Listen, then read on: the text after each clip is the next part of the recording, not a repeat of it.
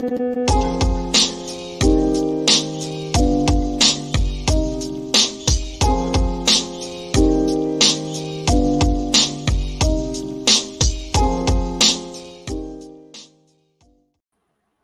right, we're here. We made it. Sorry I'm late. I was still doing my hair. Hey, no problem. And I apologize, Mark, that my head is too big.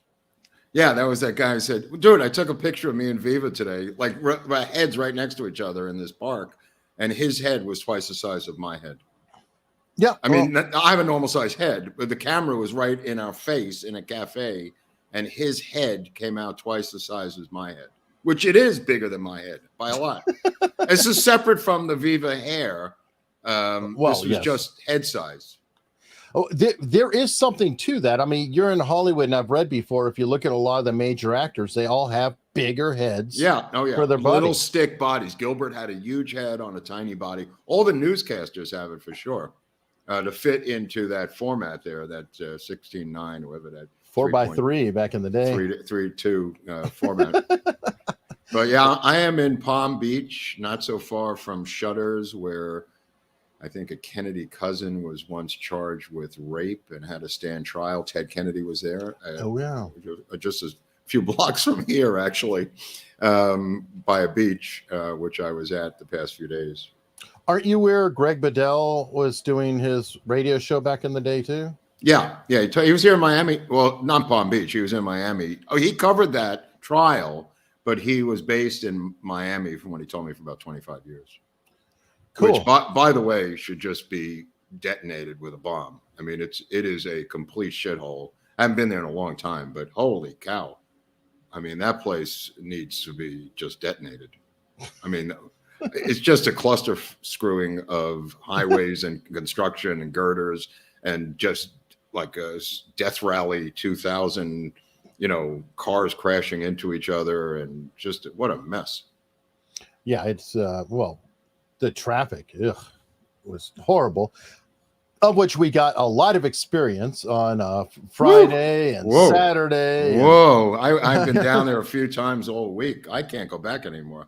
I think I was there 5 times this week. And it's about, it's an hour and a half from where I am from Palm Beach. Like, it shouldn't be, but it is. Yeah, it's crazy. I mean, it's like 50 miles, but it's 50 miles of death and destruction. Somebody wrote, I saw a FedEx truck go up in flames in front of me 2 nights ago, just driving home, completely engulfed in flames. The guy was smoking, and then the ashes went into the back and caught everything, paper on fire. And he just left the vehicle. It was engulfed in flames on the 95, and just traffic came to a stop. Fire trucks came, put it out, and the gumball rally continued. Well, somebody has a very bad day. Isn't the package supposed to be here? What the hell? I've never seen a fireball like that on a highway in my life. Dude, we filmed it, paper. And we're just going, what the hell is that up there? It looked like a missile strike in Kiev by Putin. Some shock and awe thing that's going on there right now, which, of course, not being covered by the mainstream media. He is bombarding the crap out of Kiev night after night after night with surgical missile strikes and drone strikes and, into buildings and everything else. Not one peep on the mainstream media, because it's the end of Kiev as we know it. Lovely. Yeah. Well, let's get to the end of Kennedy as we know it, I guess. or what? At least the Q&A. And I see somebody's got the spirit already. Asherad has put a Q and a colon, which is great. The word question, a Q, something to say that this is a question, not a commentary, would be awesome. I'll try to get to everything I can. I will pull from everywhere as much as I can. Obviously, I can't get to everything, but I do plan to pull from all different sources. So, starting with this, to what extent... I just want to say, what does extent mean? To what extent? Go on. Do you believe Dean 7%. Dean asked Andrews' testimony that Lee Harvey Oswald went to him for help with changing the status of his discharge, and that Clay Bertrand / Clay called him to defend Lee Harvey Oswald? I think there's 2 or 3 different things here. I think Andrews was hired to do that, and Clay Shaw did had like a retainer agreement with Andrews, from what I understand, to bail out gay male hustlers that would end up in jail, or people that were in his circle of friends, so to speak. So I think it's two separate things. But then there's a third separate thing, because Shaw does call him again to try to get him to lawyer up and be the lawyer for Oswald. So it's three separate things involving Andrews and Shaw, Clay Shaw, or Clay Bertrand, as he was called originally.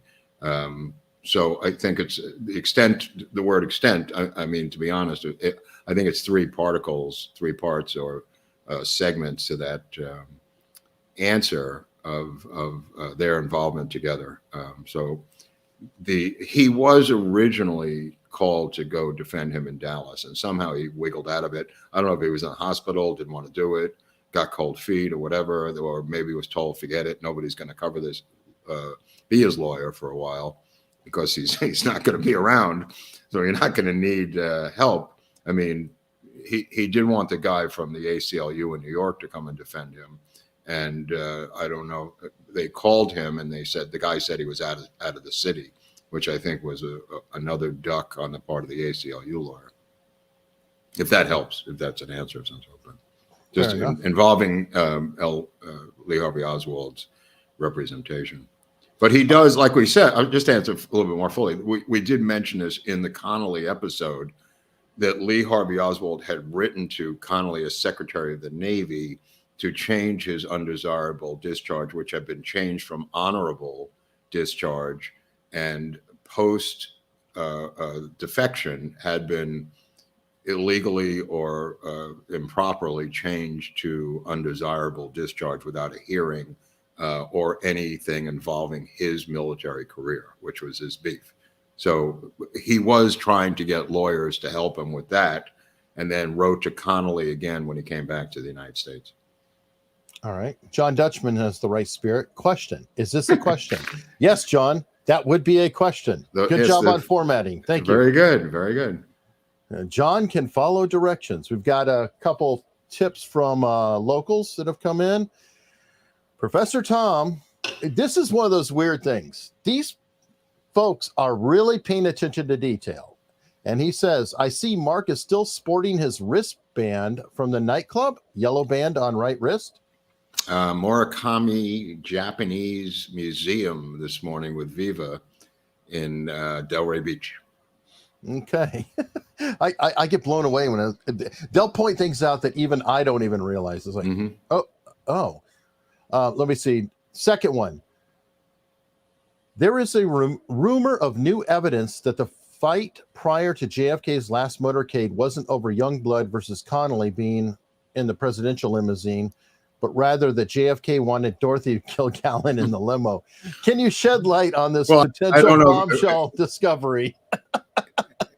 That might be true. I don't know if it was Youngblood, but it was the Ralph Yarborough, to be precise. It was over Ralph Yarborough or Connolly sitting there. You know, this whole thing, like, which I heard repeatedly all week, like, why would Connolly get into a limo where he knows he's going to be shot? Well, maybe he did not know that was the spot of the shooting, and maybe which he fought to the death for himself, the Trade Mart building for the luncheon might have been, in his mind, the spot of the shooting. So getting into the limousine, LBJ is fighting to keep him out of the limousine. Connolly knows nothing, and he may not have known nothing. Everybody seems to believe, and I saw this all week, if he was in on the plot, as if everyone in on it knew every aspect of everything in the plot. A totally illogical, insane belief system.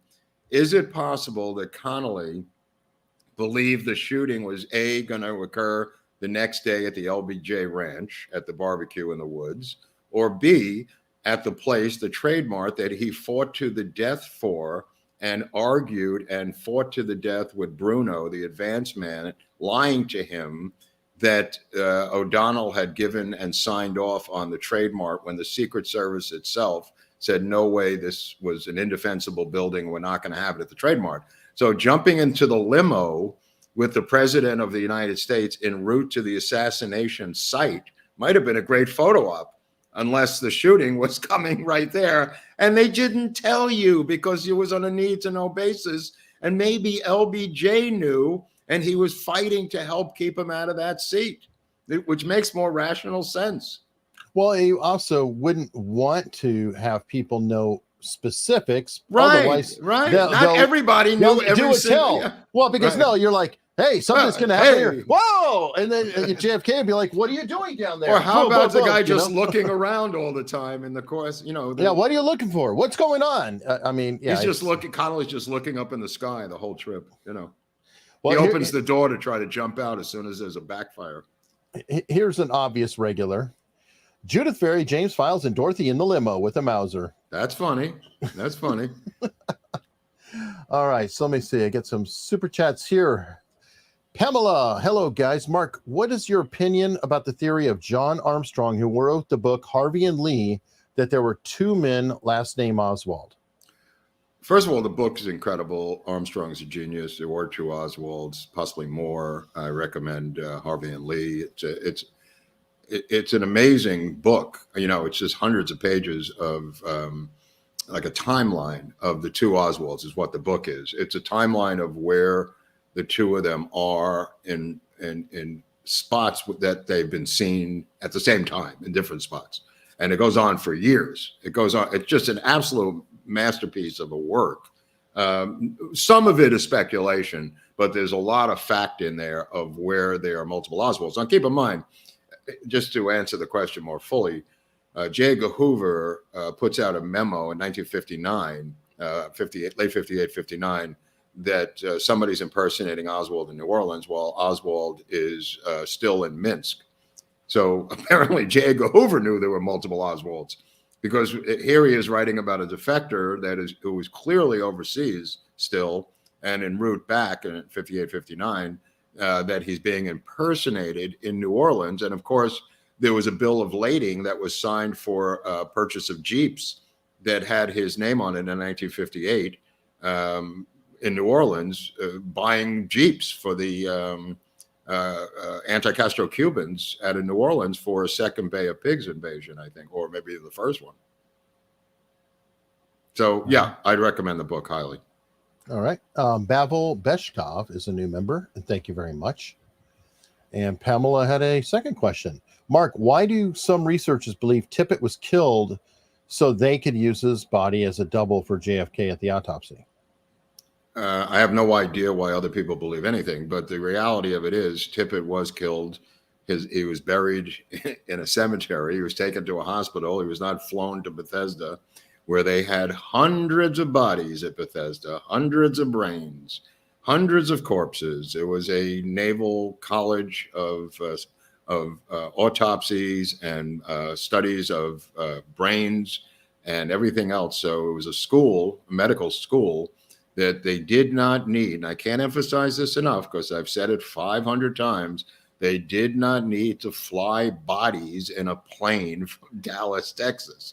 Taking them to Bethesda, there were bodies brought in, there were heads brought in, there were brains brought in. Whatever was brought in was all self-contained in Bethesda. So you could see a body bag being wheeled in on a gurney by orderlies, which is what happened. But they didn't come on a plane. They didn't come in other limos. They came from the school itself, in my humble opinion. Okay. And also, this is me just speculating, they may not have known if they could get the body out of Dallas necessarily. So it could have been a contingency type of situation. And they were like, okay, well, we've got it under control. Boom, get into Bethesda. We got plenty of bodies there, but Tippit could have been on hand in case they had to pull some sort of switch or something went awry in the overall plot or whatever you want to call it. Could be. Let me see. Basil Beshkov. Is that the same guy? Okay. Yeah, he's both a member and he's given a super chat. Very cool. Well, I mean, to answer what you might want to read it. I'm sorry. Yeah, exactly. No, I mean, I'm reading it. I don't know. No, I know. People listening. There's people exactly, listening. and I want to be helpful to them. What was the Pentagon's reaction on 11/22/1963 when their commander-in-chief was killed?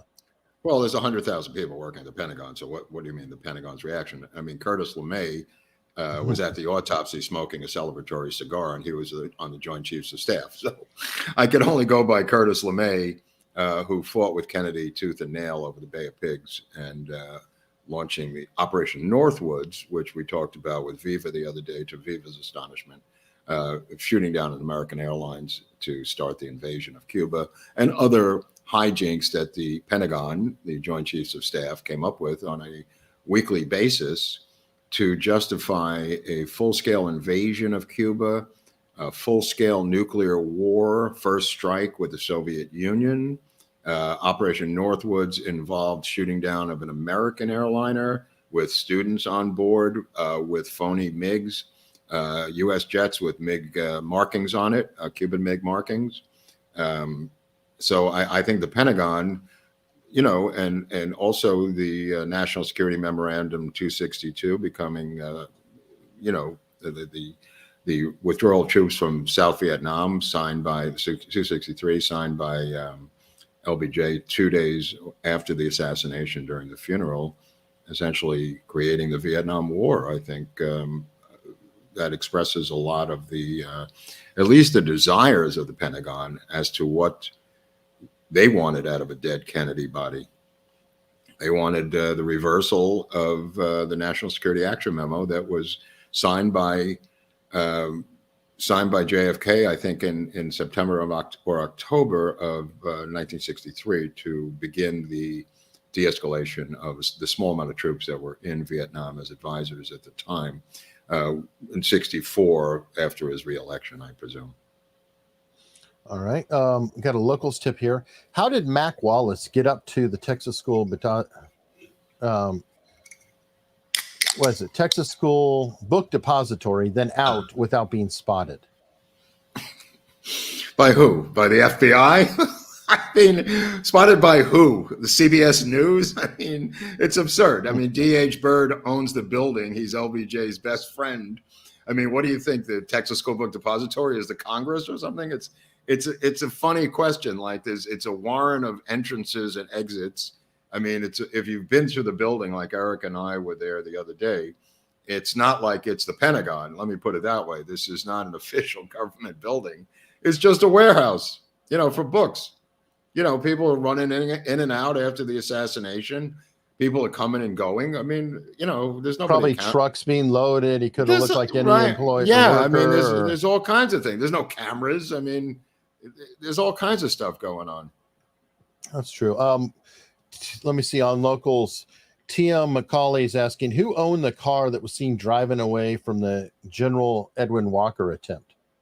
Oh, well, we don't know. That's a very good question. I believe it might have been belonged to whoever's involved in shooting him, and also the fact that CUSA, Conservative USA, which was his conservative right-wing group, but I want to say paramilitary in a way, because it was based, staffed, and the members were members of his former rifle team from Augsburg, Germany. That what is it called when you get out of the military, Eric? Discharge? No. When you something out. When you oh God. You know what I'm talking about. Yeah, no. Oh, okay. Well, anyway. Yeah. Right. Anyway, these guys were in Germany with him, and these are the people that some people believe wanted him assassinated because of whatever reasons, fighting with Walker over whatever was going on, and they might have been the ones that took the shot out of him, because it's more than one person, and it's a car, and Oswald didn't have a car. And the kid, the fat kid at the church who was next door, saw the car and multiple men getting in the car and driving away, a black sedan, a black Chevy or something, down the back alleyway. So there is that witness that can't be eliminated. The kid was about 14 at the time. He was standing outside the church in the back, and he heard and saw not them, but them getting away in the car, Eric. And he saw multiple people. So, as to who did it, Walker, after the 22nd and the 23rd, he called up the conservative newspaper in Bavaria and told them that Oswald had done this to him. That's the first time we ever get any linkage to Lee Harvey Oswald and the supposed Walker shooting is from Walker himself. And how would he know? Right. Right. Absolutely. And then on he does this on November 23rd to this conservative Nazi staff by former Nazi Gehlen organization propagandists and Gestapo members in southern Germany, in Bavaria. He calls them up and says Oswald was the one that shot at him. And that story gets picked up around the world. That's the beginning of that story, is from Walker himself a day after the shooting. So, you know, the police didn't think it was Oswald. I think it was in April of 63. The police didn't think it was him. Nobody investigated him. The thing with his wife comes later after she is isolated by the Secret Service. You know, that whole thing comes from Marina after the fact. You know, then it becomes like Nixon. Then he was out to shoot Ford. He was out to shoot Mel Torme, the Velvet Fog. He was out to shoot Mickey Mantle. You know, she came up with a long list of people that her husband was going to shoot. But one thing she does say is that he had a beef with Connolly. Oswald, he had a beef with Connolly. She does say that. And she says repeatedly he loved JFK. So, you know, take it for what it's worth. Numerous places in the Garrison case, to the Warren Commission, and to the Secret Service after the killing, she says that he had a beef with Connolly and he loved JFK. You know, but mention of Walker is from her saying that he shot Walker, came home, and you know, that he had given her a map and a key if he had ended up in jail. But that might have been for anything, because he was involved in infiltrating all these different organizations. So he had gone to Walker speaking engagements, and he was also there with Michael Paine, who was infiltrating these organizations also. So he wasn't alone, Oswald. There were different intelligence officers, intelligence people, people undercover who were infiltrating the Birchers, infiltrating the Minutemen, infiltrating Walker's group, which was what Michael Paine and Oswald were doing together, as a matter of fact. Not together as a team, but they did go to some of these meetings together, you know, for what it's worth. Okay, a live stream universe on Rumble's asking, question, which, if any, mainstream or known indie/alternative media or politicians/journalists have given any credence to the LBJ theory? Okay, what are the choices again? Essentially, is there anybody out there in the Right. media or politicians or whomever think that LBJ could have done it or printed it up? I'd say at the time there was a bunch, but then it shifted. Oh, I don't know about today, but I mean, I'll take Jackie Kennedy for 20, who told William Manchester, the handpicked author of the book about Kennedy's death, that she believed it was LBJ. I'll go with that one. As to who else on the earth believed it was LBJ, you know, quite a few people in Texas, and I don't know about today. Roger Stone believes it. We saw him the other day, Eric. He gave Eric a book that's about That's it. right. Those that are asking, here we go. To America's Untold Stories from Roger Stone. That's fun. So he believes it. Roger Stone, who was... and he believes in us. He believes in us, and he believes in the former president, and he took a financial and physical beating, you know, to where he is today. I mean, he looked okay, but, you know, the guy went through hell, let's face it. I mean, when you got CNN at your door at 6 a.m. and the FBI and a SWAT team, and you're that old, and, you know, and your wife has problems with health, and they bankrupted him. I mean, you know, it's probably one of the most hideous things I've ever seen this country do, separately from the most hideous thing, which is January 6th, you know. So maybe more is to follow. I was at the this Japanese museum today in Delray Beach, and they had a whole exhibit on the internment of the Japanese Americans, which I was explaining to a person who was with me. And even for the Japanese internment, they had softball teams, they had art projects, you know what I mean? They as hideous as it was, they did have a full life. They were Americans, they were Japanese Americans, I should point out, and they were rewarded in multiple lawsuits over the years. But As crazy as that was, the Japanese internment, I think that's been replaced by the J6 draconian jailing of innocent people by the American government. All right. Dustin Russell, as usual, makes it no matter what. He had to induce his wife's labor today at 8 a.m. over a natural birth just so he can make the show this afternoon. That's funny. That's funny. So I like these. Are very thank creative. you, Dustin. But there's no question there. Like, what was it, a boy or a girl? Oh, who cares? He's here. He's here for the show. Wait a second. Is this a question? This is I pulled it up. Let's see. One shooter on southern end of overpass, one behind picket fence, one in Daltex building, one or two on the roof of the Texas School Book Depository. Is that what you believe? Yeah. Also, the criminal records building where Weathersford was the sheriff. That might be another location because he did have a silencer on that rifle with a scope. So that was another perch. Let me put it that way. The criminal records building, which is right next to the Daltex building, the white building. But yeah, Daltex, the place where Eric and I were, and the overpass on the side, the roof of the Texas School Book Depository, where they found a British Enfield rifle up there, possibly belonging to Buell Wesley Frazier, although they claim to have gotten the same exact rifle out of his house with a lot of ammunition, and he was arrested, not booked. He was arrested and lie detected twice, Buell Wesley Frazier. And the Daltex building, I mean, we did a whole episode on Braden, who was in there, and he got arrested, or not arrested, let me just say, what's it called when you're picked up, but not arrested, apprehended. Detained? Detained. It was a good, okay, detained. And he escaped using a phony name, Braden. So, yeah, there's multiple perches, no doubt about it. I mean, like the Secret Service agent sitting next to Greer said, it was raining bullets down upon us. And then the famous line by John Connolly, they're going to kill us all. There's bullet fragments in the car. You've got the windshield shot, the dented frame above the windshield, which is the separate shot because they're not contiguous. The beveled windshield is a couple inches below the dented frame above it of the windshield frame.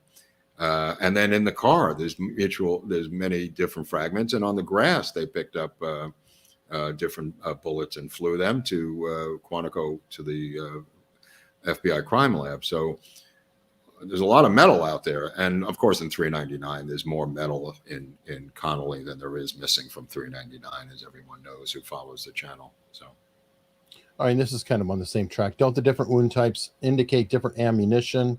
Great show. Ammunition, circumstances like windshield, trajectory, speed. I mean, I think it's... Well, like I said last week with Connolly, I mean, his trajectory of his wounds, if you would bother to do, somebody should, a laser angle thing on his, I mean, going from his upper back, coming out of his center chest and then down into his wrist and then down into his thigh. Like I said, it's almost like, an angle almost at 90 degrees coming down. And that can only possibly be the rooftop of the Texas School Book Depository building from the far end, because where the car is when he is shot is further down the road.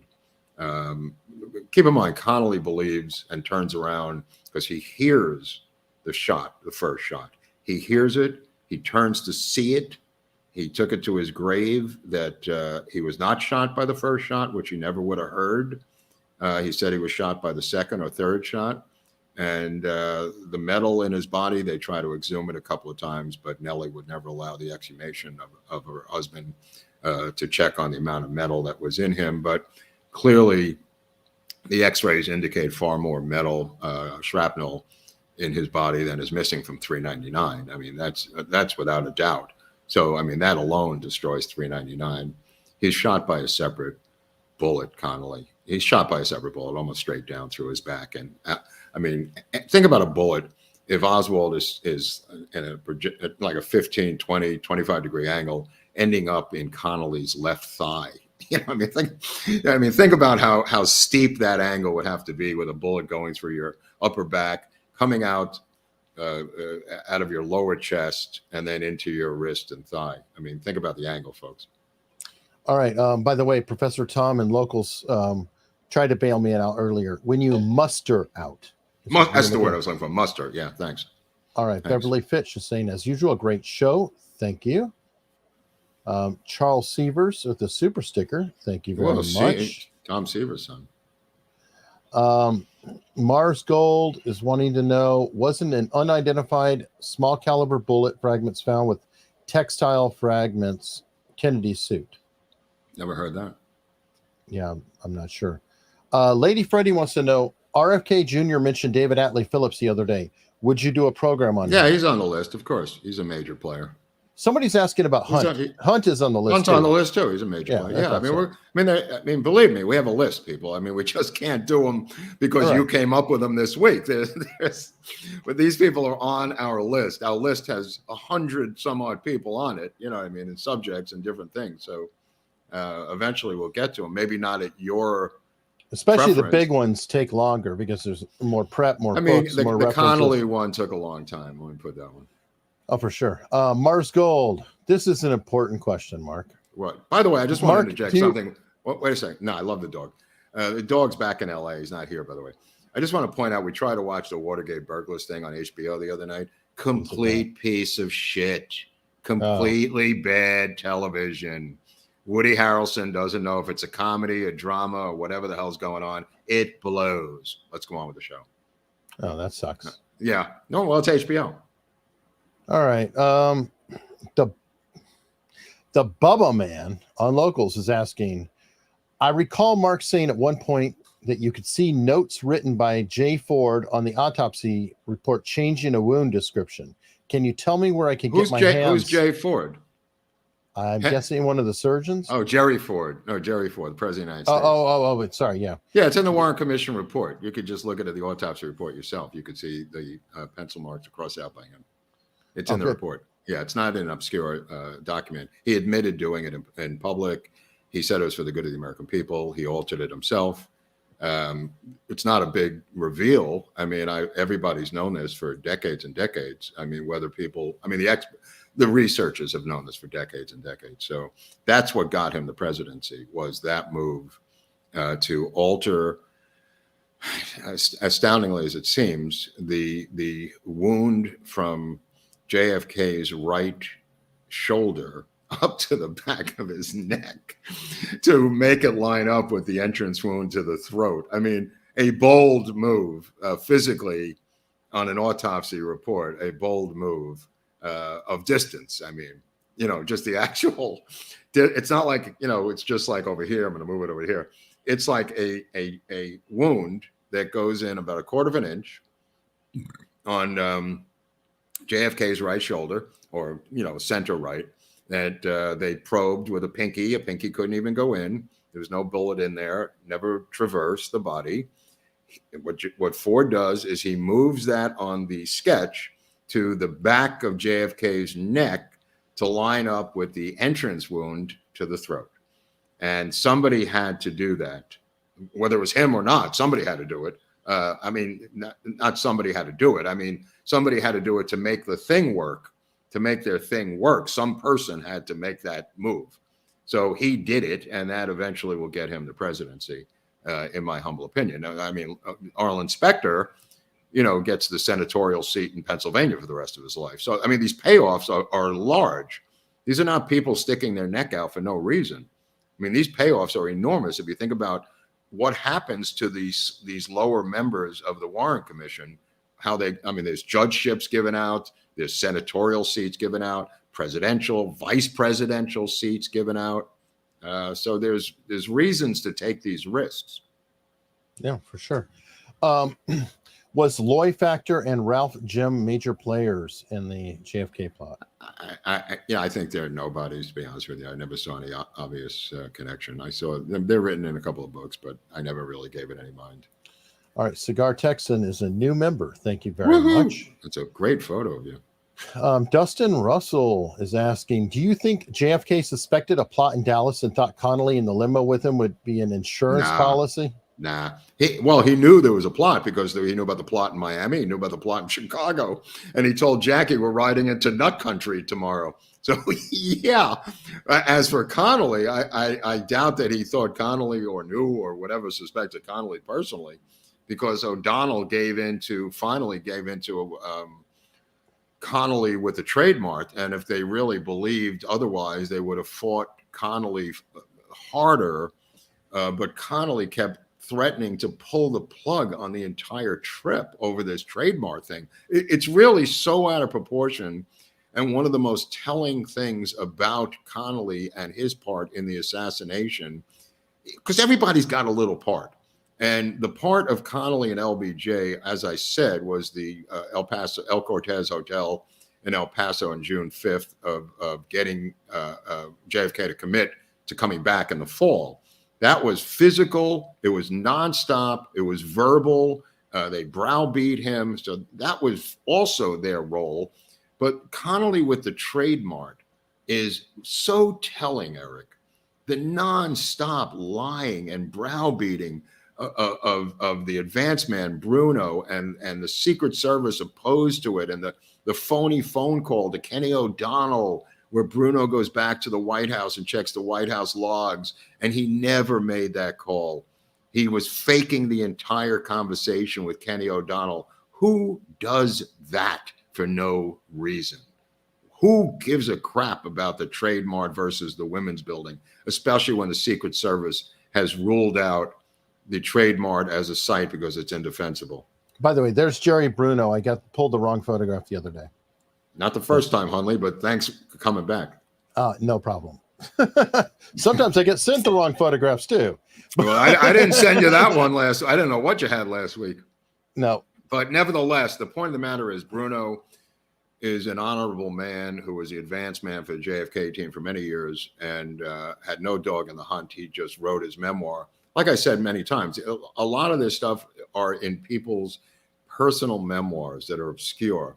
If you read Advance Man by Jerry Bruno, you'll find a lot of information to be quite interesting about his fights with John Connolly about that trip to Dallas. I'll just leave it at that. But it's not a big book, so I'd recommend that book, Advance Man, to Kennedy aficionados. All right, Keith Davis coming in hot, $50. Thank you very much. Dallas resident, love the show. You guys get security if you go back to Oak Cliff. I don't recommend. Well, there was nobody. Service. Yeah, no, I went to Oak Cliff, and I went to the Ruth Paine house. It was a museum, and nobody was there.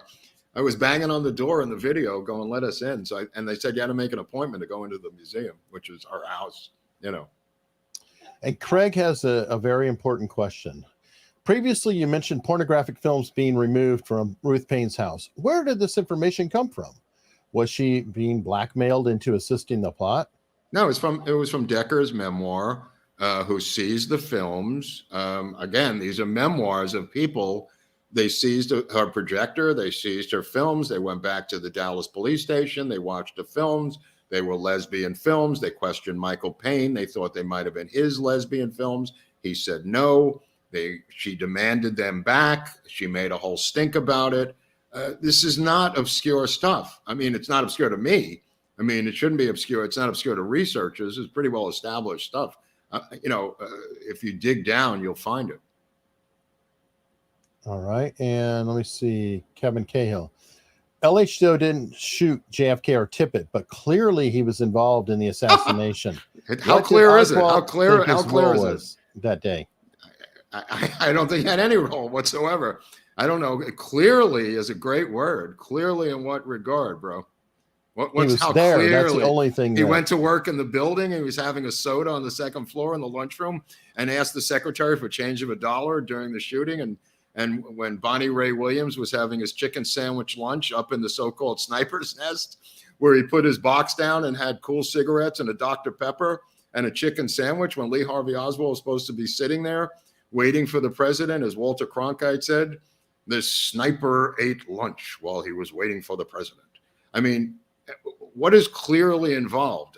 It's hard to discern anything more unclearly non-involved than Oswald in the Texas School Book Depository that day. of what was involved with his work, because he is cited on the second floor, and Bonnie Ray Williams is, he's up there eating lunch, Bonnie Ray, the black man, and the Dallas police go up and they don't know what to do with the boxes, Eric. So they begin to assemble a sniper's nest. How do we know this? Mark, you sound like a psycho. Well, they took photos. The Dallas police took photos of various configurations of potential sniper's nests. I don't know if that's evidence in any state in the union. When you begin to rearrange and reconfigure or recreate or create, which is what they did, a sniper's nest out of the boxes that are at that 6th floor window, okay?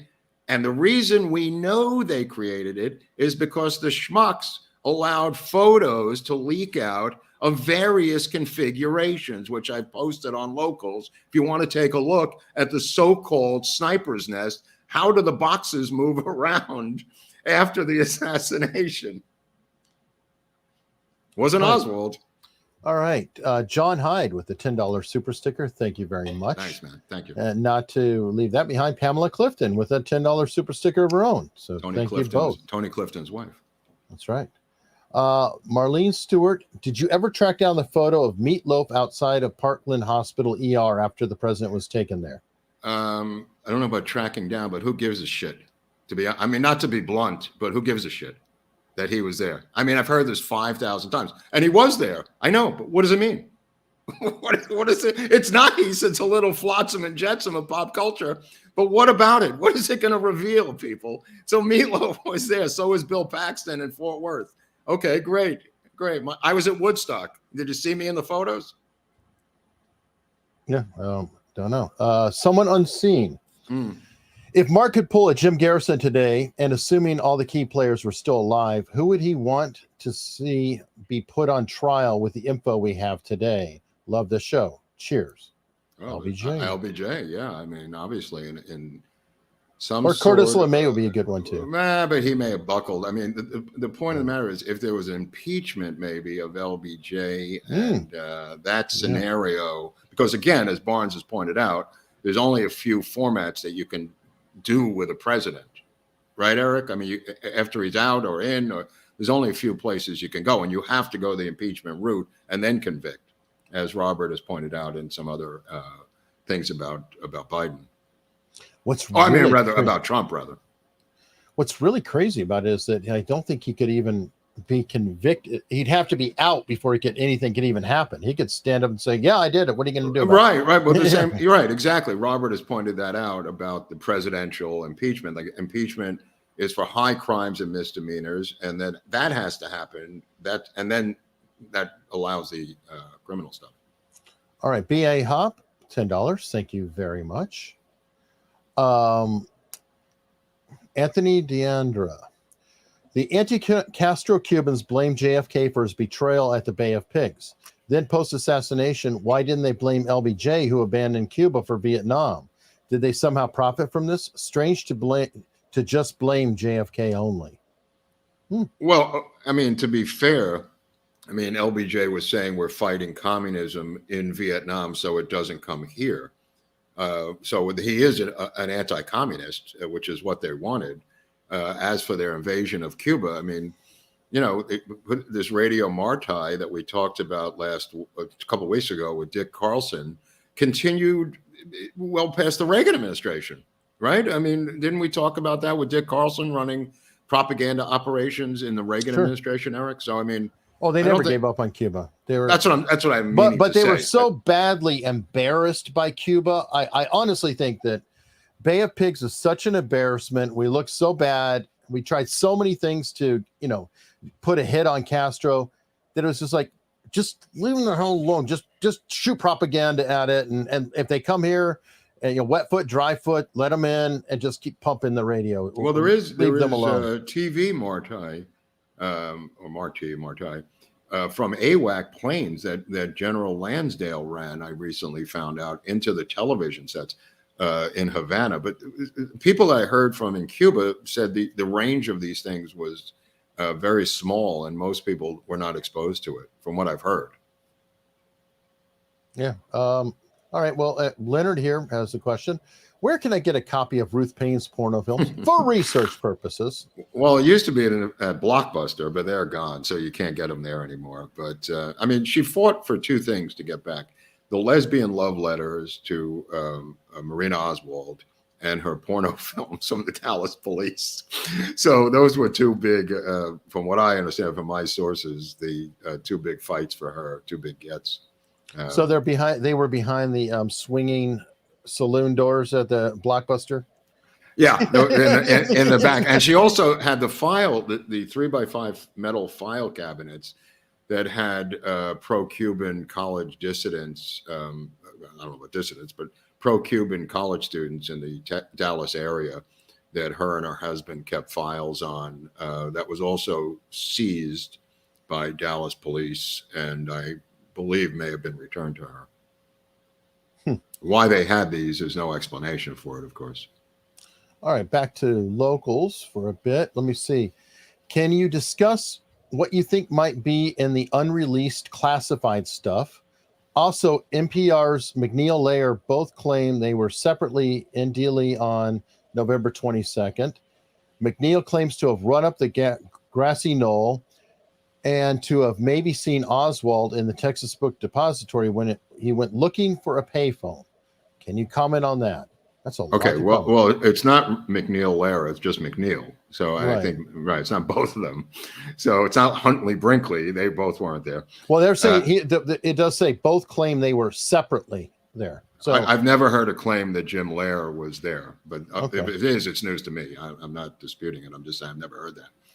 As for McNeil, he says he claims he ran up the knoll, went into the building. Someone he believes, it might have been Billy Lovelady, I presume, because Billy Lovelady was standing in the front doorway of the Texas School Book Depository and had previously been misidentified as Lee Harvey Oswald for many years.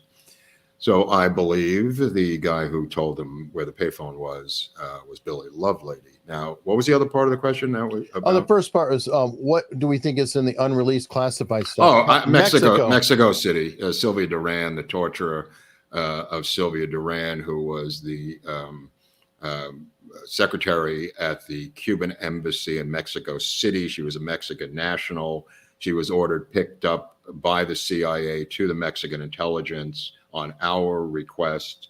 She was tortured by Mexican secret police at our request. She was told that Oswald had come into the embassy, even though she disagreed.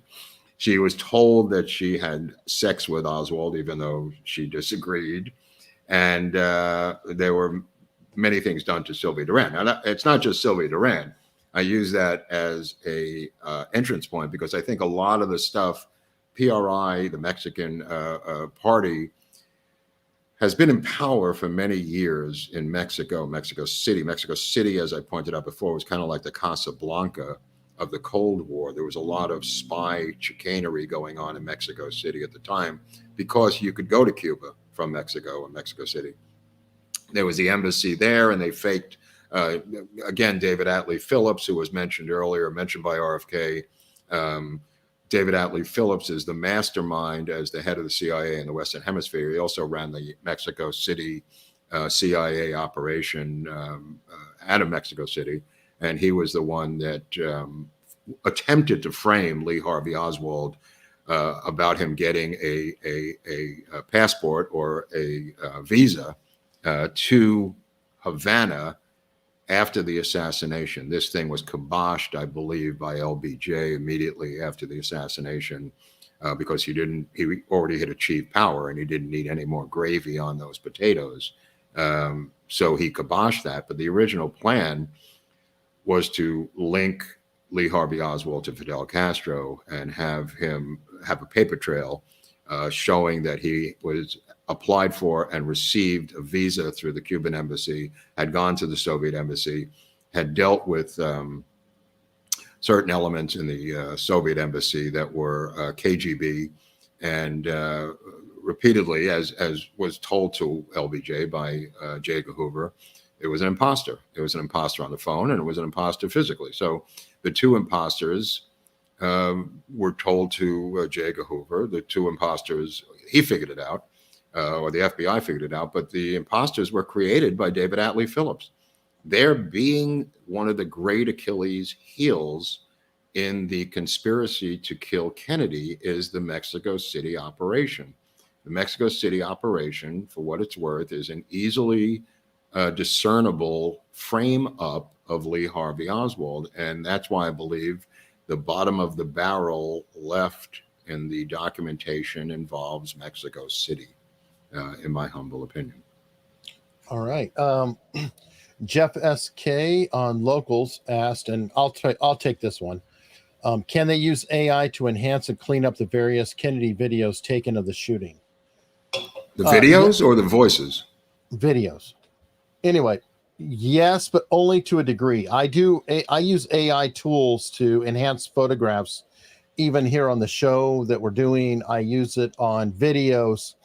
But if it's garbage to begin with, you can't blow up something when there's just not enough material there. Mm-hmm. And even if you do, you're going to put in other artifacts that could be misleading or false in what you're doing. You know, like a particular reflection can suddenly turn into a baton, as an example, or different things. So it can be done to a degree, but I think that they've enhanced it about as much as you can. Let me just add this, which I've added before. No piece of evidence is more important to the CIA to dismantle, degrade, denounce, disingenuously call fraudulent than the Zapruder film. Just think about that the next time you believe the original Zapruder film is fake or false or whatever your YouTube video tells you. There is one item that they did not see coming out of that assassination, and that's the Zapruder film. It is their Achilles heel of film. It's their Achilles heel of visual evidence, like Mexico City with the audio, with the phony photograph of the phony Oswald coming out of the Soviet embassy, is their Achilles heel of a photo. The audio tapes are the Achilles heel of the phone call. The Zapruder film is their Achilles heel of film. So they will and have over the past 20 years attempted to falsify or denounce or declare that this thing is a film that's been either attacked or hacked or changed or whatever it is. Think about that the next time you want to criticize the Zapruder film. Think about who gains from that. Think about whose motivation it is to discredit that film the next time you really want to go online and say that you believe the Zapruder film is a hoax. Thanks. Okay. Anyway, Mia Santiago on Rumble. Mark, RFK Jr. has expressed that the CIA was involved with his uncle's deletion. Do you think he did this to sort of be a step ahead against the three-letter orgs in case there's a plan for himself? No, I mean, he said this with his sister on Charlie Rose 6 years ago on the anniversary, maybe it's even longer, the 50th anniversary, maybe it was 9 years ago. He was on Charlie Rose in an episode in Dallas. He said the same thing on a show. Charlie Rose went back to PBS and the show never aired, but it was released online. So I was able to see the interview online. It wasn't released by Charlie Rose's show on PBS. He did say the same thing, and he knows the truth about his father's deletion, also about going in and talking to Sirhan on multiple occasions privately in Sirhan's jail cell. And he knows about trying to go see Thane Eugene Caesar and how his gatekeeper blocked him and tried to shake him down for $25,000 as an entrance fee to talk to Caesar. He knows all this, RFK Jr. He knows everything that we know. He knows every little tidbit. He's researched this more than or as much as any person I know. And he believes that even if his father was elected, his father said at San Fernando Valley College, right before, a couple of weeks before the primary here in California, that if he's reelected, he would reopen the investigation into his brother's killing. And that, of course, led to very quickly to his own deletion on June 4th of 1968. So yeah, I mean, Junior knows all of this stuff. I mean, he has been quite eloquent about it in detail. He knows about David Atlee Phillips. He knows about Thane Eugene Caesar. He is an expert in this thing at my level of expertise, if that's a certain phrase that I could use, because I'm not an expert on anything. But RFK Jr. knows everything. Let me just vaguely put it that way. All right. Tony Bug with $5. Thank you very much. Elwood Bryant, Stone's case against LBJ is as good as was the man who killed Kennedy episode of the same name. It's not Stone's probably case, where he got it. It's not Stone's case. That's for it's sure. Phil Nelson, probably a little bit ahead of Stone on that. Well, there's also Noel Twyman, Bloody Treason is a great book that people should read. Those two books are really where Stone's book comes from. As I said the other day, it's kind of like the cliff notes of these major works of these two men. These are smaller books, you know, but they're just factoids that are in there, but the case is the same. Let me see. Asherad, did the kid in the shoe store get fired for leaving the store unmanned when he ran That's over? funny. That's funny. That's funny. Yeah, he becomes like a Sherlock Holmes, that kid.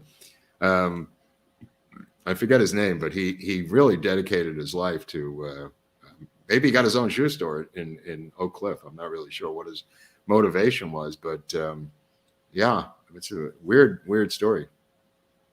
All right.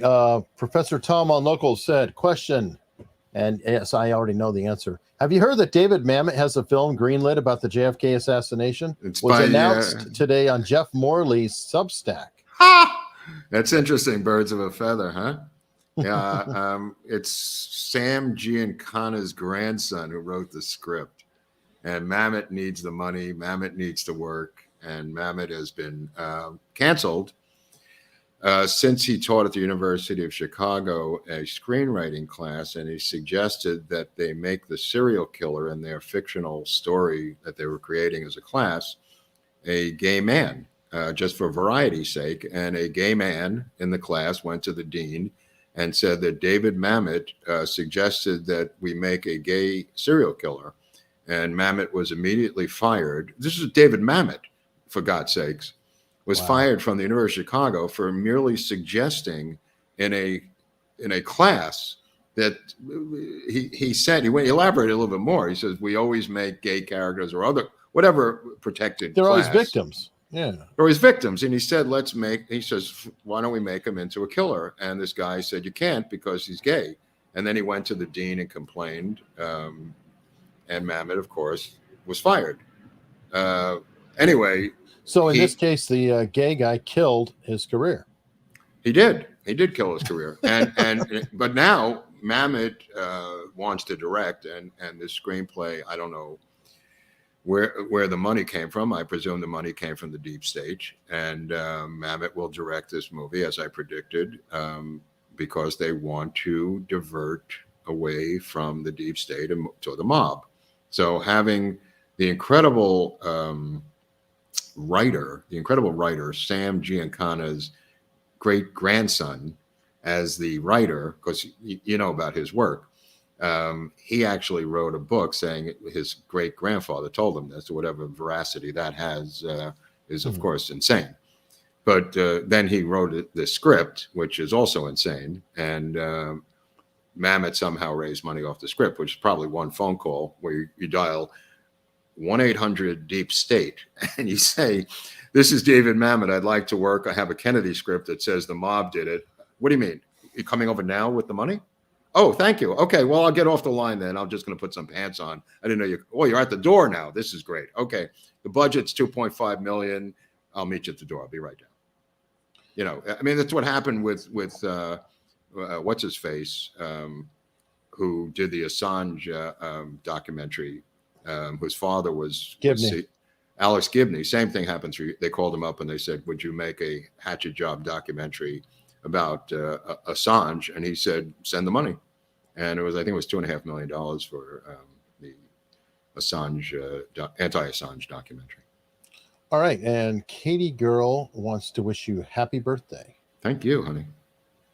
And Canadian Owl wants to know your thoughts on Ed Lansdale walking out to the train yard, passing the tramps. as he the Tramps, the band, the Tramps, right? Or the was that the Super Tramps or the Tramps? I don't understand. Yeah, there were everybody, the three hobos, right? The three wise men. Well, I don't know where Ed Lansdale was that day, so I shouldn't speak that he wasn't out there. But well, I say he was caught and seen in the first photograph in the infamous series of Tramp photos. Your thoughts on Lansdale in general? I don't think major players, this is just my general thing, I don't think major players were standing next to the Texas School Book Depository the day it happened, in general. I don't think people had to be standing on the street directing traffic. Let me just put it that way. People of that level.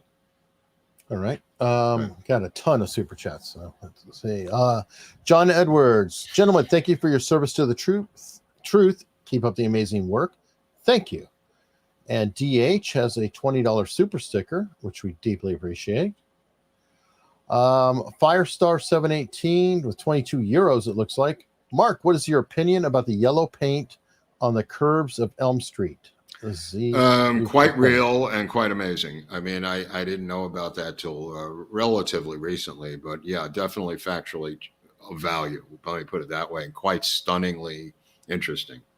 Yeah, absolutely. Thank you. That's a great question, and it is quite real. All right, Heather, whatever, saying thank you very much. Thank you, Heather. Follow up. Can we get a come on, Bobby? Oh, come on, Bobby.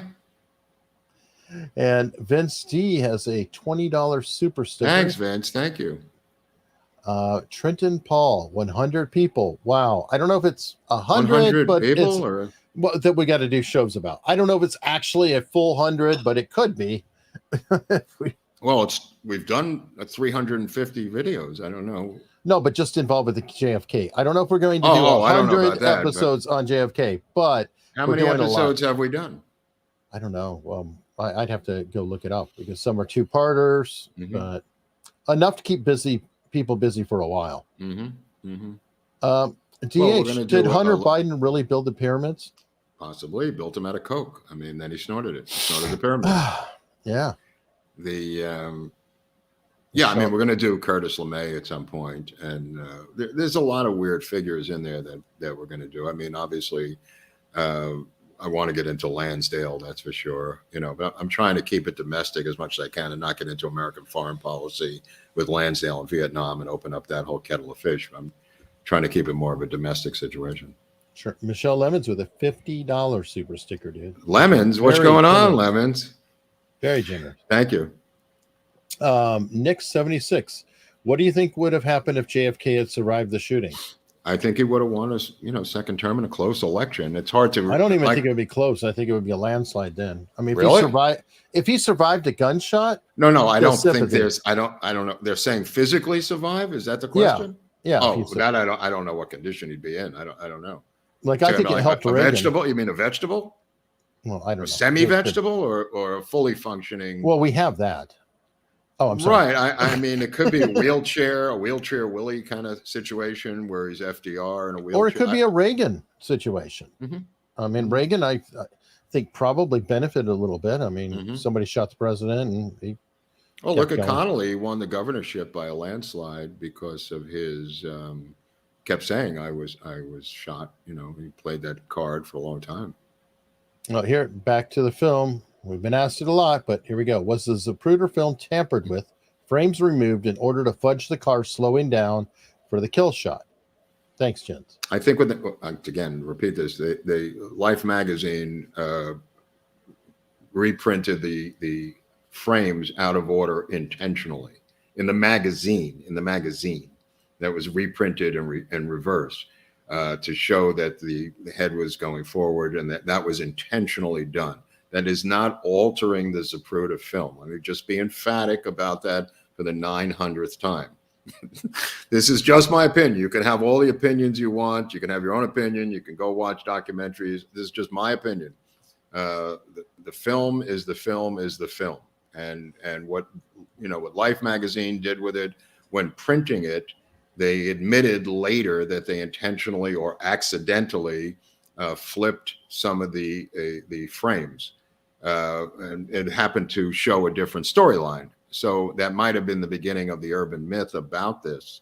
But they already had separate copies of the film. People, like Grodin and others later had separate copies of the film, and it's pretty damning evidence. All right, what was the deal? What is the deal with Jack Lawrence? I have no idea.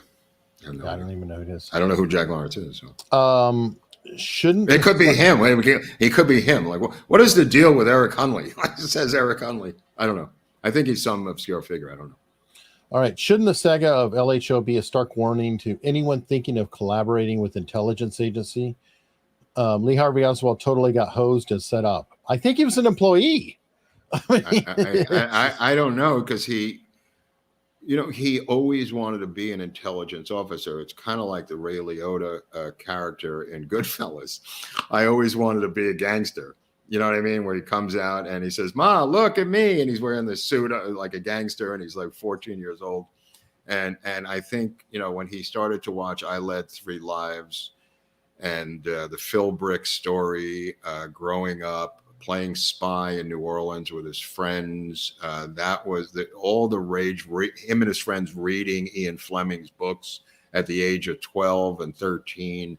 Him and his friends were enamored with spy and Cold War culture as kids. It was a big deal. And he always wanted to be an intelligence officer or a spy or someone for the FBI. He read I Was a Communist for the FBI. He watched the movie, which I incorporated into my screenplay on Oswald. There are things that Oswald and his brother talked about Oswald being into. Never missing an episode of I Led 3 Lives was particularly one of them. They had no TiVo back then, so you literally had to be there each week at that time when the show aired. That being said, he worked for ONI, Office of Naval Intelligence, not the CIA. The CIA had a file on him. He was an informant for the FBI for a couple of $100 or $100 a week.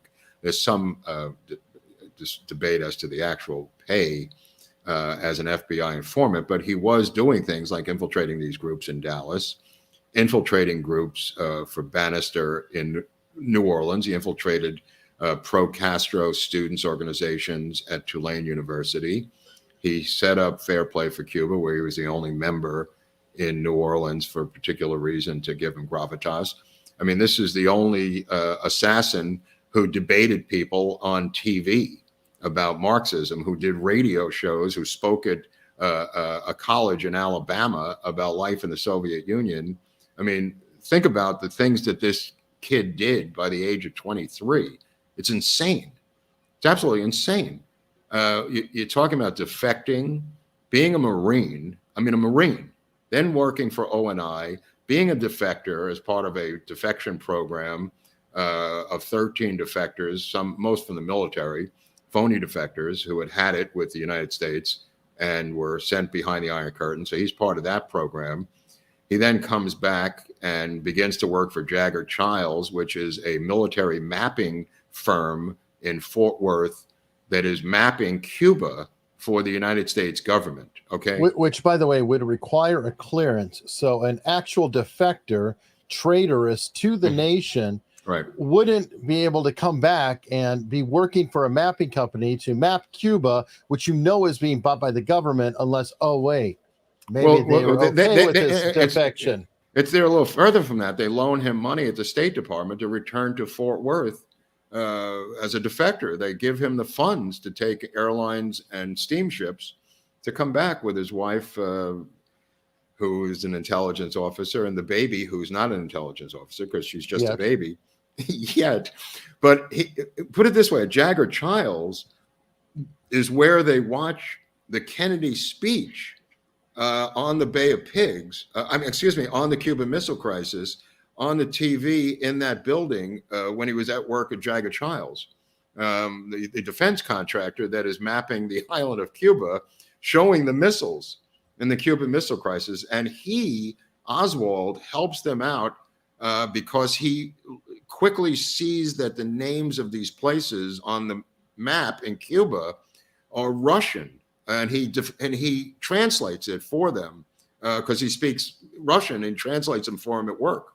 So that's kind of interesting. And also, we revealed last week that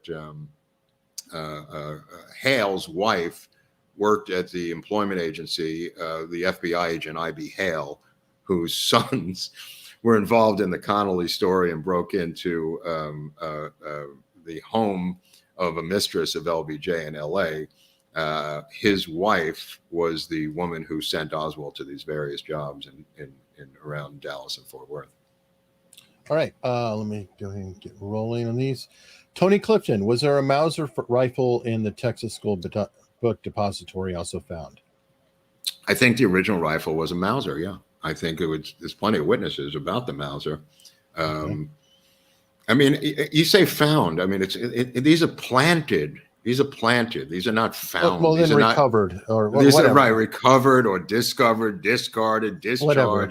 Uncovered, brought out. I mean, there.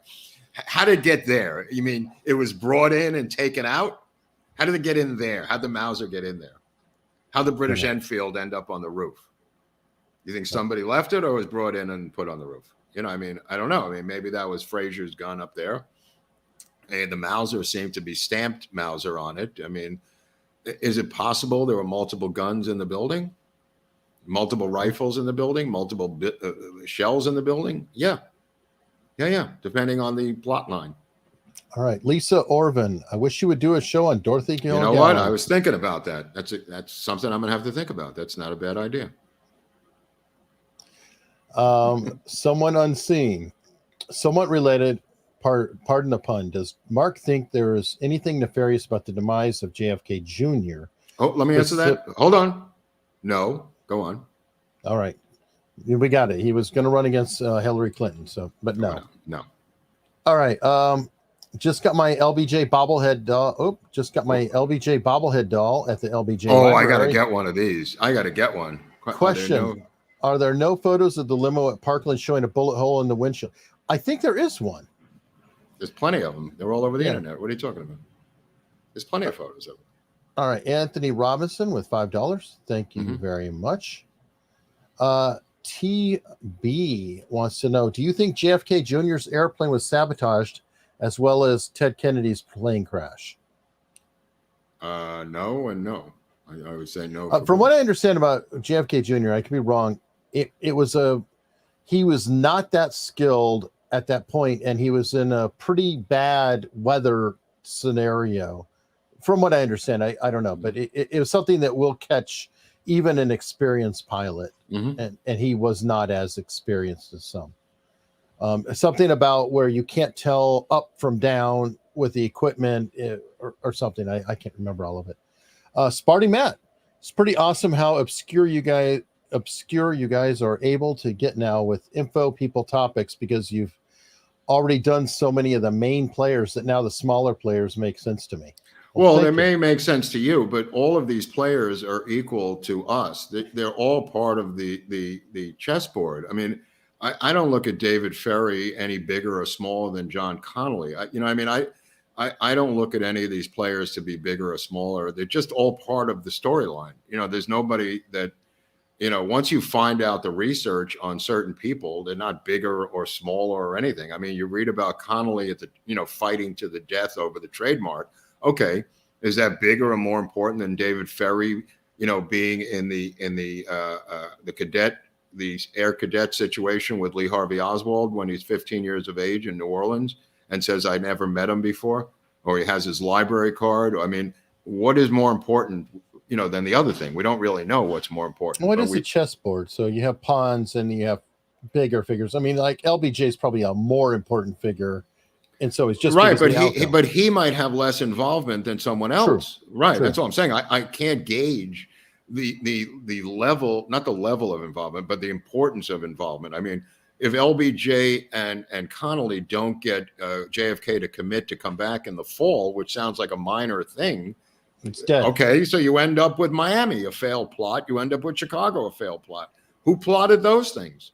Yep. I mean, you say like LBJ had to do it because it was Dallas. Okay, fine. Who plotted the Chicago plot?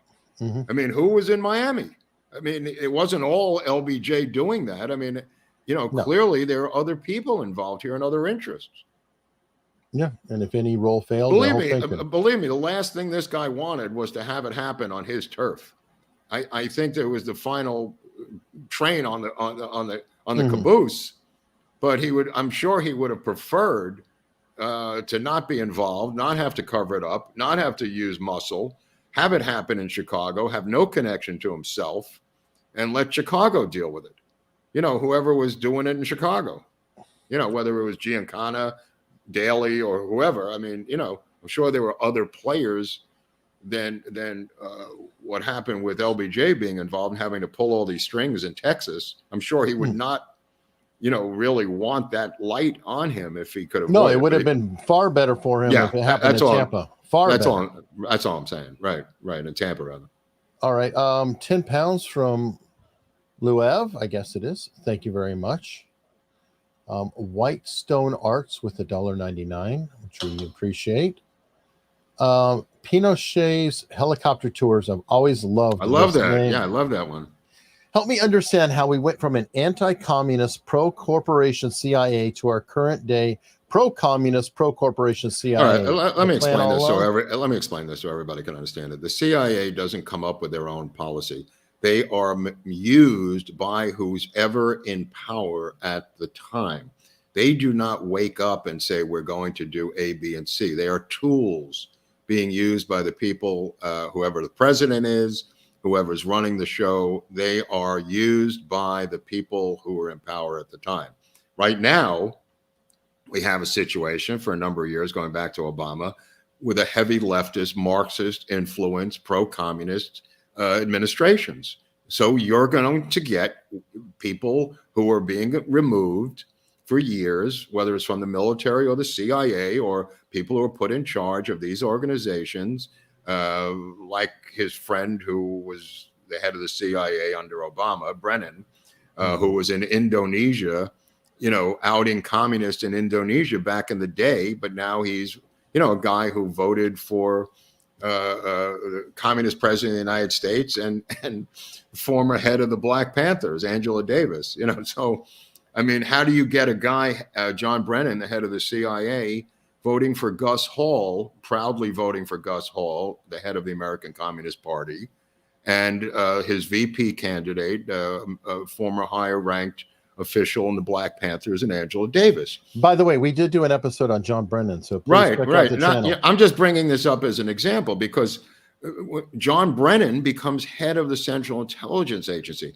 That would have been laughingly dismissible for anybody previously in the older previous decades to be on their record, as applying for the job as CIA head. Why? Because it's Obama, who interned at the CIA, whose family is deeply involved in the CIA. If you want to see some of our earlier episodes, you think that's funny? Good. Go look at the episode on Obama and the CIA and come back and tell me how funny that sounds. Go have a look at that episode. Tell me about his mother working at the bank in Hawaii, his grandmother working at the bank in Hawaii, and his mother going around the different spots on the hot spots on the planet as a teacher.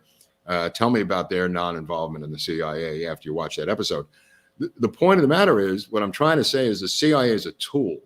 It's a tool, and it's staffed by people who want that to go political appointees.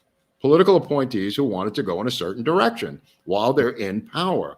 Everybody looks at these organizations as if they're apolitical. They're not. I mean, Hoover used the FBI and the Palmer raids, as Robert Barnes has pointed out, in the 1920s. I mean, nobody was squawking on the right when they were using the FBI during the McCarthy era to do all this stuff that we've read about now, when the left was horrified, when they were doing break-ins, to psychiatrist office and doing different things back in the old days in the 50s and 60s. Now the tide has swung the other direction. How does it feel now? The point of the matter is these organizations have been politicized since their creation. And the right is now feeling what the left felt for many, many years. Look, I mean, there's a way to deal with it. You can dismantle them. You could put, non-political people in charge. which once in a blue moon happens. Or, I don't know, Stansfield Turner, I think, was head of the CIA under Carter. Eric, is that possible? Admiral Turner?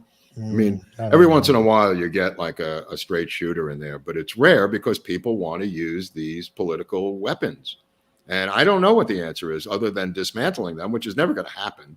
That's just a crazy pie in the sky answer for people. It says dismantle the FBI. That I mean, that's just never going to happen. The only way is congressional oversight and dragging these people into the bright lights of truth before congressional hearings. That does seem to put the fear of God into them if they're grilled harshly and embarrassed.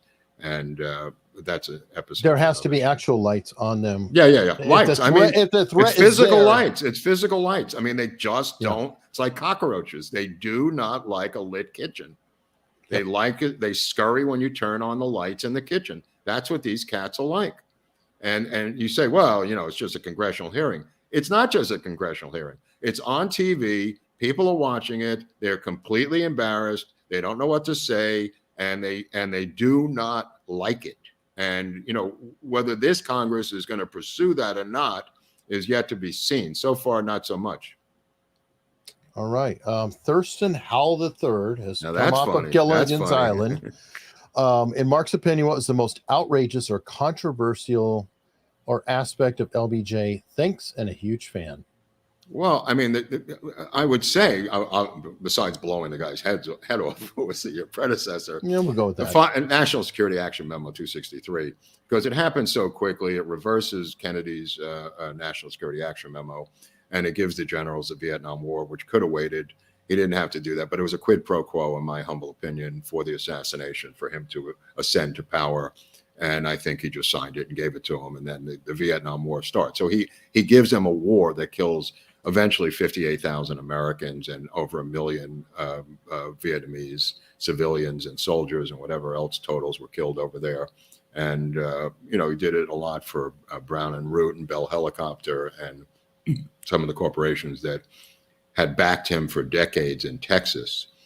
So pound for pound, the killing of one man who was the president, while egregious and historically insane, it doesn't add up to the human cost that he brought by the Vietnam War. True. Let me see. We've got on locals. Professor Tom wants to know, I don't know about the yellow paint on Elm Street. Please explain. Hold on for a second. Hold on. Oh. All right. They are coming for Mark. The CIA has said, hey, we are here for you. And sorry about yellow that. paint on Elm Street. There was some guy was selling something door to door. I don't really know what was going on there. Good times. What's that? Good times. The CIA was coming for you. They had something to give you. I don't know what that was about. Anyway, what was the question again? Yellow paint on Elm Street. What exactly was that about? I don't know. It was a marker of when to shoot when the car hit those yellow paint markers. Ah, okay. That's what it was. That's what most people who have dealt with the yellow paint. There's just people who deal with that. I'm not one of them, but from what I've read from those experts, they were markers of where to shoot when the limo hit those markers. Who among the different shooters, was my understanding, of when the car passed those yellow markers. And there's a number of them on the curb that were painted that week. Okay, Otto is asking. Hold on, now I've got Soviet jets flying over him. Go on, go ahead. Good Lord. Otto's asking, and I don't know if he means JFK or LBJ, but on a taped call, JFK asked Hoover if he was also a target of the assassination. Doesn't this suggest he was unaware of the plot? I'm thinking he means LBJ. He does. He does. It's a phony call. I mean, it's not a phony call. It's just a phony part of the call. That he keep in mind, he knows he's recording all this stuff for historical posterity. And you could tell if you listen to LBJ enough when he is bullshitting. You know what I mean? When he's like saying, you think I was a target, J. Edgar? And you could tell he lowers the voice And it's just, he's not scared. He's not being direct. He gets it's just, sincere. If he sounds sincere, he's full of shit. Well, it sounds insincere based on his other, garrulous style of speaking. It doesn't sound normal for him. Let me just put it that way. You could tell when he's doing stuff for the recording, and it's not off the cuff, in my humble opinion. There's a great conversation, if you can find it, between Connolly and LBJ about Jim Garrison's investigation, and they're also having a phony conversation. You could tell they had a separate conversation untaped like moments before, because he's going, "You think he's got anything? Nah, I don't. There's nothing to be had. There's nothing there." And it's like a complete phony tape conversation between two friends who are the king of the bullshitters for the historical record. So that's out there too. If you can find the Connolly LBJ one. Cool. Grapes said to Tip saying that there's a YouTube clip of Nail and Lair reminiscing about their separate experiences on Dealey Square. I asked him or her to post. McNeil and Lair, I guess, were reminiscing with each other about their separate experiences. All right. And Grapes, I don't know about Jim Lair's experience. Okay, well, and Grapes is going to post it on our locals so people can, see that, and that's very helpful. So I know about Robert McNeil's experience because he's been in a number of documentaries. All right, the Bubba Man said, "Preach it, brother. They've been far over years. We need a church commission 2.0. Supposedly we have one, but we'll see." Yeah, supposedly it's coming. I mean, it seems like everything is going to be funneled through the filter, hopefully, and world view of Matt Gaetz. There seems to be the arch nemesis. Is he the new Newt Gingrich?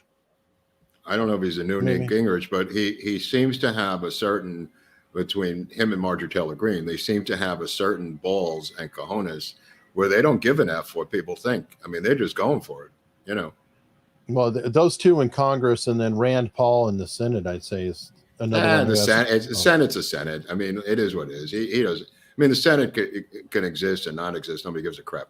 I mean, they could just be there for hundreds of years and make nothing happen. If he wasn't there, we'd have the Restrict Act already. No. I'm saying McConnell controls that body. I mean, the MAGA people control the House to the chagrin of the Dems and the Libs.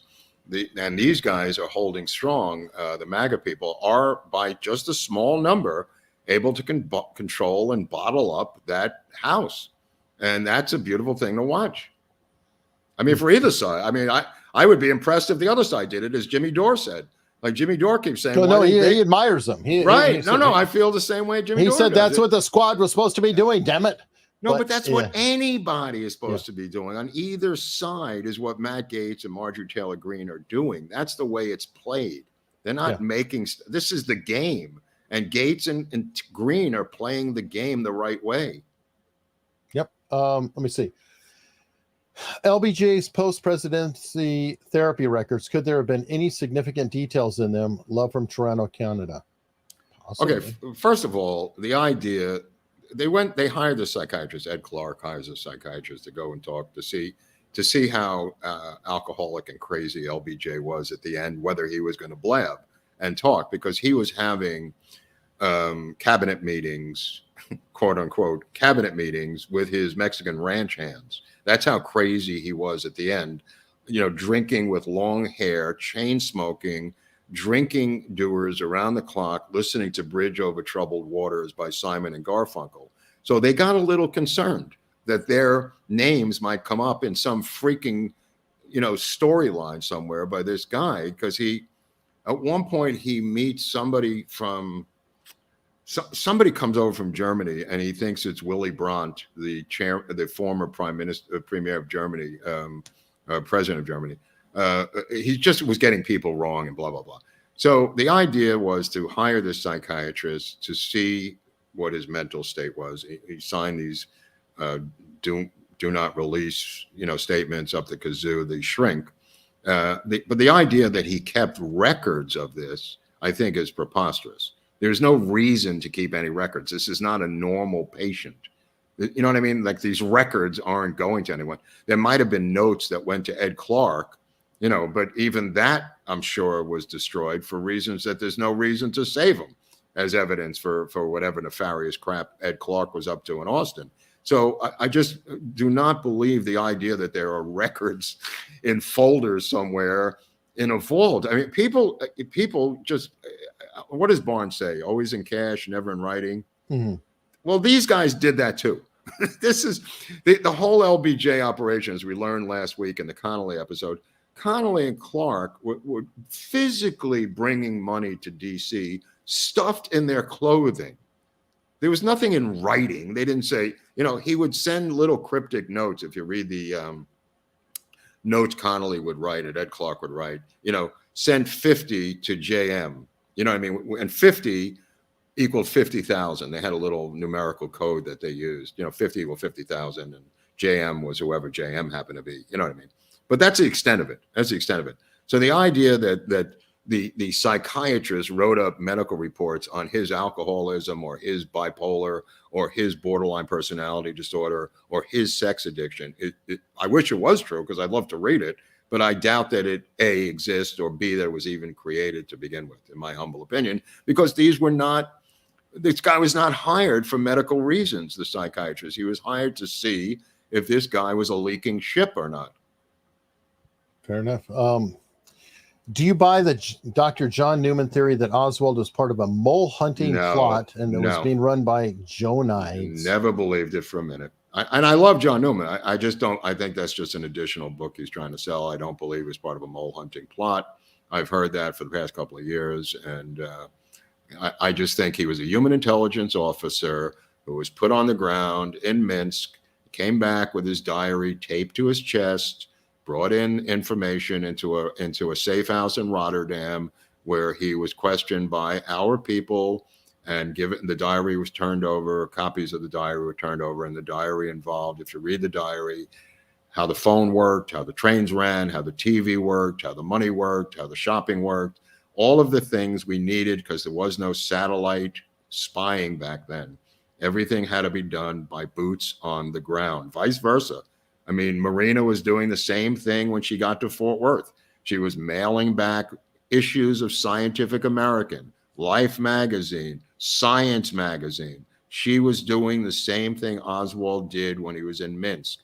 Oswald brought back the information in a diary taped to his chest, okay? That's human intelligence. That's the way it had to be back then. That's why we needed people over there, and that's why he was there.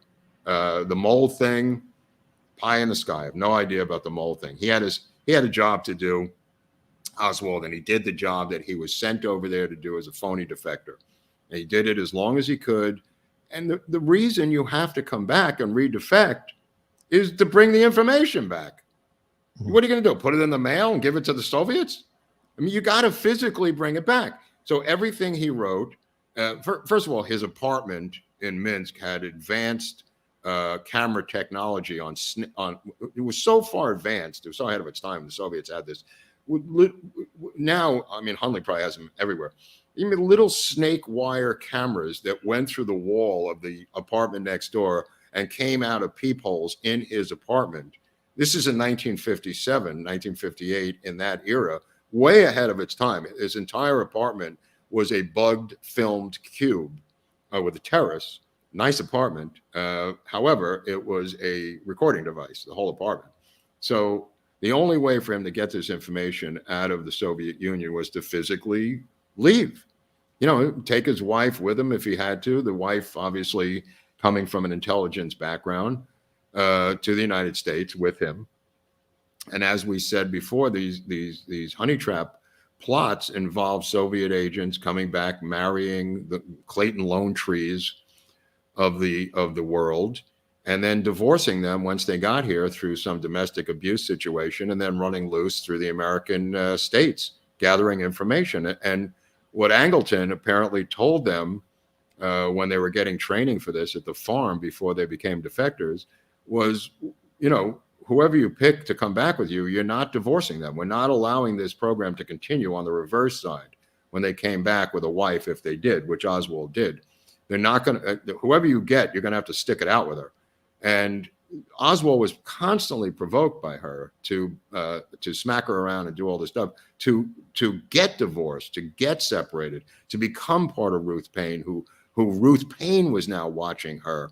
Ruth Paine and also James Hosty from the FBI were watching Marina Oswald because of her desire to break away from Lee Harvey Oswald and become a freelance intelligence operative for the Soviets. That's how the program worked for many years. I mean, in many ways, it's still going on today, but they stick with their husbands today and convince them to start or maintain certain policies. That's a different type of program. The Soviet program back then was to get divorced from the guy you came in with so you could have the freedom to run around the United States. And we were hip to that. We knew they were doing that intentionally. We knew that they would provoke Lee Harvey Oswald through domestic abuse. We knew this. And that's what Marina Oswald did. And that's why she was handed over to Ruth Paine, who was one of our agents, who was then babysitting her. Michael Paine was supposed to be babysitting Lee Harvey Oswald, which he did to a great extent. If that helps anybody with that answer. Last question. It's a tip from locals. What do you think the next event is going to be to distract from the Biden indictments? Do you think there's a deep state plot to JFK President Biden? No, I mean, Barnes and I have discussed this before, as have others. I mean, what you're seeing now is a squeeze from internal people trying to get him out, to force him out, to force his hand. And there's powers that be on the Democratic side that are trying to force him out through squeezing him with indictments of his son and himself. Whether he takes that bait or not is up to him. They're giving him an exit strategy. Let me put it that way. They're not going to shoot him in the head. He could die of old age, but those are things that they really can't control, the dying of old age kind of a thing. What they can control is turning the screws on him with his son, and turning the screws on himself, and turning the screws on his crime family to force him out. And he could be forced out. He can simply say, for the good of the country, health reasons. I mean, look, it happened to LBJ. I mean, he was forced out because of the war. Nobody forced him out at the point of a gun, LBJ, but he felt that after the New Hampshire primary in 1967, when McCarthy was within a few points of him in that primary, he saw the handwriting on the wall, LBJ, and he didn't want to go have a campaign against a Kennedy. That would have been very awkward. So he bailed out.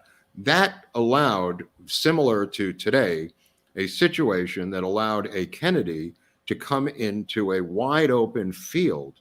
RFK Jr. does not have that luxury at this time. If Biden does bail out, it's any man's game, just like it was in 1968 with his father. I mean, I don't think he could have beaten the incumbent, to be honest with you, because LBJ knew how to control the reins of power. I doubt that LBJ would have lost the incumbency because he knew power better than any man who ever became president. I think he could have easily won re-election just simply by controlling the reins of power that he had as an incumbent. It's very difficult to beat an incumbent, as many people realize. The reality of it is he bailed out, so it was a wide open field that allowed RFK Jr.'s father to come into the primaries.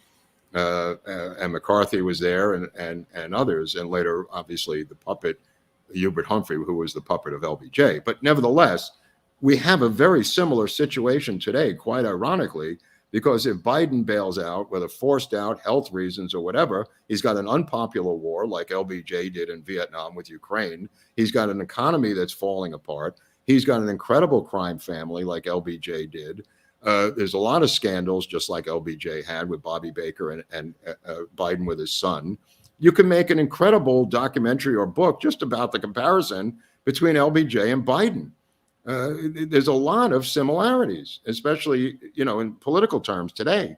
So again, I don't see RFK's pathway to the presidency through any nomination other than Biden leaving for whatever reason. Then it's wide open, then it's anybody's game. But I don't see how it works otherwise, because I think RFK Jr. is going to be hard pressed to get into the door of the building in Chicago in 2024 for the Democratic convention. I mean, A, they're not going to invite him to speak. B, he's not going to have any influence on the platform. I mean, he can get on the ballot in primaries and put up some numbers, but short of Biden leaving, I don't see a pathway to the nomination at this time. Let me put it that way. All right, Basil Beshkov. Did you see the photo of Johnson in front of Russell, inches away from his face, only dissenter on the Warren Commission? Sorry. Well, it's two separate things. The photo of Russell is from a different era, different year. But he was a dissenter, and he eventually gave in. So I don't know how much of a dissenter he was, but yeah, there's some recordings of him dissenting that he didn't agree with it. But that photo is not about him dissenting. Okay, Bob Ruhlman, fantastic show. Great job by both Mark and Eric. Happy birthday, Mark. It would be great to meet you both at a gathering sometime. And Heather, whatever, also wishes you happy birthday. I was too late to hear. Well, she was here before. I don't know. She didn't hear about the birthday, though. But Oswald wishes you happy birthday. You got another one? What do you got over there, Hunley? A bushel of these things? No, look, this is why this is Oswald. There were a bunch of Oswalds. We're going to go over that, right? Oswald was everywhere. Got the John Armstrong book is Oswald is everywhere. That's right. And we're just staying true to the spirit of Oswald. Last super chat. Are you going to do an episode on Clint Hill? I think Clint Hill has changed his story enough times when I wouldn't know what story to repeat of Clint Hill. He's been a liar, a fabricator, and frankly, I mean, he's buried himself in changing his story so many times, Clint Hill. He's got an assigned wife. I'll just say that. Oh, I didn't know that. I didn't. Oh, he's got it. Oh, right. Yeah. I just saying. But on that note, Freeform Friday with somebody we just met. Oh, that's right. That's right. Alex Stein 99 on Friday. Oh, this is going to be crazy.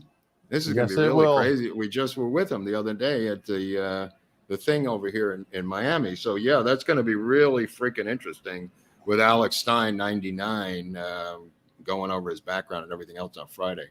I'm looking forward to it. We'll see if he breaks character or he doesn't. He did when he met us. Remember, he was kind of a little bit. Yeah, he was a little. I think he was tired, but yeah, he was a little bit mellower. But in general, the guy doesn't break character. We'll see if we can do it. I'm excited. I'm excited about meeting Alex on Friday's show. Everybody remember, it's Mark's birthday. Mark has a PayPal. He'll always, I'm sure, take book money. Or let me tell you something. Money. Yeah, and I don't care about the birthday money, but the books that I need coming up for the anniversary are going to be important. So anything you can on the PayPal or Venmo or I don't know what the hell else they got down there below the channel. But there's some way to get to. Sometimes people send checks to Hunley. I mean, and then he tells me about it at some point where he's on the beach somewhere. He goes, "Hey, we got a big check from some guy." And, you know, maybe I'll pay you someday. Yeah, and I go, then the phone goes dead, and it's like, Hunley, what happened? Well, what? Where did that guy go? But everybody, we will see you for Freeform Friday on Friday. That's a good time for it. Yeah, it is.